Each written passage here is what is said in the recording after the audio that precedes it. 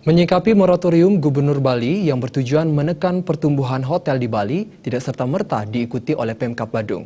Namun Pemkab Badung mengeluarkan peraturan Bupati nomor 36 tahun 2014.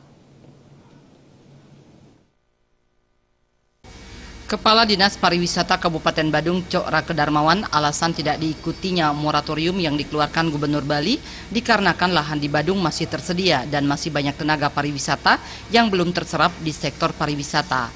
Dalam mengendalikan pertumbuhan hotel di Kabupaten Badung, Pemkab Badung menyiasatinya dengan mengeluarkan peraturan Bupati nomor 36 tahun 2014 mengenai pembatasan pembangunan yang mencakup luas lahan minimal pembangunan hotel untuk Kuta Selatan, Kuta, dan Kuta Utara.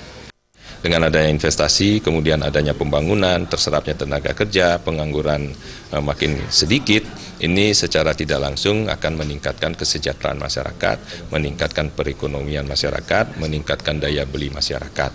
Nah, itulah alasan kenapa Pemkab Badung sampai saat ini belum menerapkan moratorium. Tetapi, ya perlu kami informasikan, Badung tidak menerapkan moratorium, tetapi melakukan penataan dan pembatasan bagi investasi sarana akomodasi yang ada.